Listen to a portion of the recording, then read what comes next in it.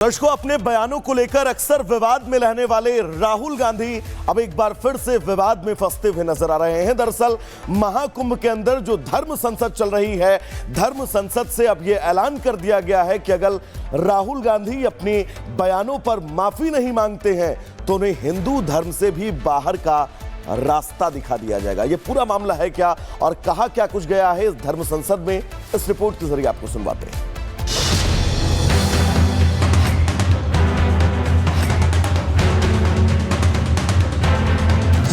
ये कॉन्स्टिट्यूशन में कहां लिखा है कि जो बलात्कार करते हैं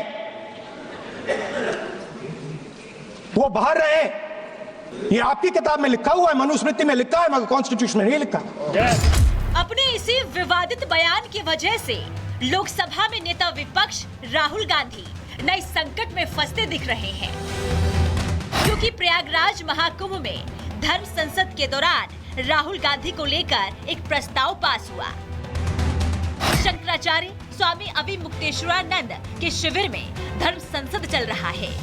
इसी धर्म संसद में नेता प्रतिपक्ष राहुल गांधी के वायरल हो रहे एक वीडियो क्लिप को संज्ञान में लिया गया और बहिष्कृत प्रस्ताव पास किया गया।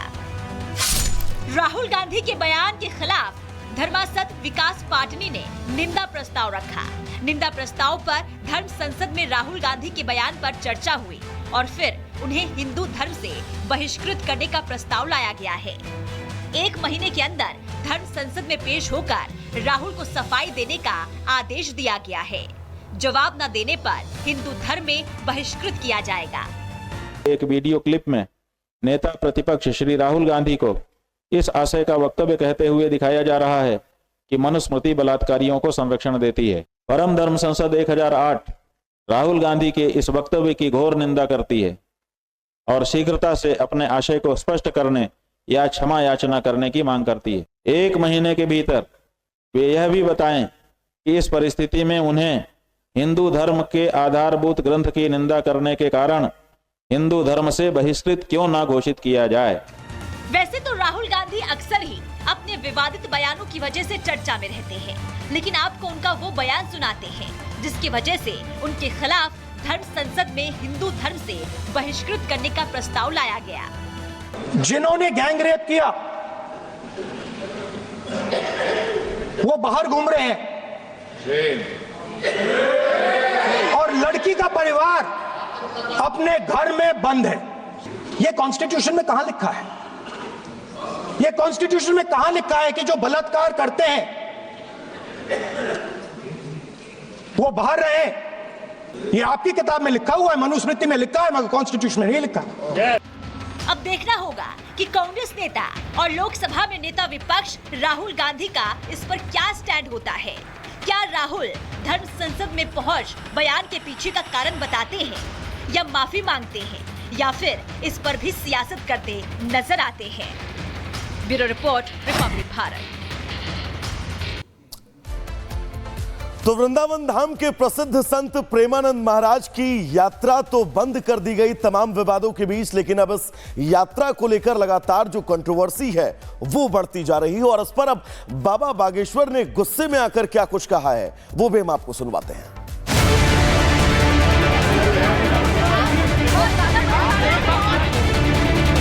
प्रेमानंद महाराज की यात्रा पर विवाद बढ़ता ही जा रहा है। अब बागेश्वर धाम के पीठाधीश्वर धीरेन्द्र कृष्ण शास्त्री ने विरोध करने वालों पर नाराजगी जताई और कहा कि ऐसे लोग ब्रज में रहने लायक नहीं हैं।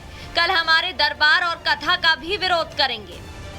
बाबा के परिकर को कहेंगे, बाबा पदयात्रा चलने दो, सबको दर्शन मिलने दो, आपका भजन बराबर चलने दो। जिनके पेट में दर्द है वो वृंदावन छोड़कर दिल्ली में बस जाए। वृंदावन में तो राधे ही राधे होगा, तुम्हें आधे आधे करने तो दिल्ली चली जाओ भाई। तुम वृंदावन में क्या कर रहे? तो पुरजोर तरीके से हम जिन्होंने विरोध किया उनकी ठटरी बाल है। दरअसल प्रेमानंद महाराज अपने निवास से 100 मीटर दूर आश्रम तक पैदल यात्रा करते थे। इस बीच कई भक्त उनका फूलों और ढोल नगाड़ों के साथ स्वागत किया करते थे और इसके लिए रात करीब 2 बजे से ही भक्त लाइन लगाकर इंतजार करते थे। लेकिन यात्रा के रास्ते में एक सोसाइटी पड़ती है। महाराज की यात्रा करीब 2 बजे होती है। सोसाइटी के लोगों ने यात्रा पर उठाए सवाल। ढोल नगाड़े और शोर से परेशानी का दिया हवाला। सोसाइटी की महिलाओं ने विरोध प्रदर्शन किया। इन लोगों ने महाराज का तख्ती लेकर विरोध भी किया था और इसी प्रदर्शन के बाद महाराज की तरफ से सोशल मीडिया पर भक्तों को जानकारी दी गई कि उनकी यात्रा अत्यधिक भीड़ और स्वास्थ्य कारणों के चलते अनिश्चित काल के लिए बंद की जा रही है। बागेश्वर बाबा ने कहा कि किसी सिद्ध साधु की यात्रा पर रोक लगाना अपराध है। साधु के भजन में ही अगर तुम रोक लगाओगी देवियों तो तुम इंसान तो हो ही नहीं सकती। पुराने समय में हवन कुंड से राक्षसों को दिक्कत हुआ करती थी, भजन से मनुष्यों को नहीं होती थी, मानवों को नहीं होती, दानवों को हवन पूजन से दिक्कत होती थी। तो जो भी बाबा प्रेमानंद की पदयात्रा का विरोध कर रहा, रोक लगाने की बात कर रहा, शुद्ध रूप से वो मानव नहीं है, समझ जाओ वो क्या है। विरोध करने वाले लोगों ने पदयात्रा बंद होने पर प्रेमानंद महाराज का आभार जताया है। भक्तों के मन में यही सवाल है कि क्या फिर से बाबा की पदयात्रा हो पाएगी जिसमें वो अपने गुरु का अभिनंदन कर पाते थे। Bureau report, Republic Bharat. Delhi के अंदर हुई एटीएम लूट जो लगातार सवालों के घेरे में बनी हुई थी, लेकिन अब दिल्ली की क्राइम ब्रांच यूनिट ने एटीएम लूट का पर्दाफाश करते हुए 2 बदमाशों को गिरफ्तार कर लिया है। कैसे इस पूरे लूटकांड की योजना बनाई गई और कैसे इस योजना को इन दोनों बदमाशों ने अंजाम दिया है, इस रिपोर्ट के जरिए आपको बताते हैं। दिल्ली क्राइम ब्रांच ने वजीराबाद में लूटकांड की घटना का खुलासा कर दिया है। पुलिस ने समीर और नदीम को हरियाणा के नूह से गिरफ्तार किया है। इन बदमाशों ने एटीएम मशीन को उखाड़कर 29 लाख रुपए लूटे थे। दोनों बदमाश इमरान गिरोह के सदस्य बताए जा रहे हैं, जो पश्चिम बिहार इलाके में एटीएम को ठीक इसी तरह निशाना बना चुका है।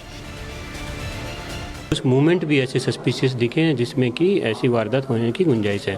इसी लीड पर काम करते हुए एसीपी की टीम ने अपना आगे डेवलप किया और 2 लड़के इन्होंने अरेस्ट किए, नदीम और समीर करके 2 लड़के अरेस्ट किए, जिनकी निशानदेही पर एटीएम टीम की रिकवरी, मशीन की जो एटीएम की मशीन है उसकी रिकवरी हुई है और कुछ पैसे भी रिकवर हुए। क्राइम ब्रांच ने बताया कि दोनों आरोपियों ने वारदात को अंजाम देने से पहले 2 दिनों तक एटीएम की रेकी की थी और 5 फरवरी की रात को लूट की वारदात को अंजाम दिया। एटीएम मशीन को उखाड़ने से पहले इन्होंने सीसीटीवी कैमरों पर काला स्प्रे कर दिया था और एटीएम मशीन को उखाड़ कर नूह से ले गए थे। एटीएम मशीन को काटकर 29 लाख रुपए निकाल लिए और इलाके से सुनसान पड़े कुएं में एटीएम मशीन फेंक दी थी। गिरफ्तारी के दौरान बदमाशों ने क्राइम ब्रांच की टीम के साथ हाथापाई भी की थी। नदीम और समीर ने पूछताछ में बताया कि एटीएम से मिले कैश का सबसे बड़ा हिस्सा उन्होंने अपने गिरोह के सरगना इमरान को दिया था। फिलहाल पुलिस इमरान और गिरोह के अन्य सदस्यों की तलाशी में जुटी है। Bureau report, Republic Bharat.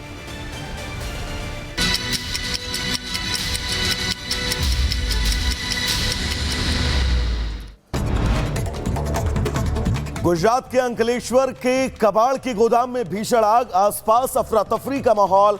Fire brigade team मौके पर मौजूद, आग बुझाने की कोशिश जारी। लखनऊ में इलेक्ट्रॉनिक शोरूम में भीषण आग, आग से दुकान में रखे लाखों रुपए का सामान जलकर राख। कड़ी मशक्कत के बाद फायर ब्रिगेड ने आग पर काबू पाया। मध्य प्रदेश के कटनी में मालगाड़ी डिरेल, सीमेंट से लदी मालगाड़ी के 3 डिब्बे पटरी से उतरे। सतना की तरफ से आ रही थी मालगाड़ी, किसी के हताहत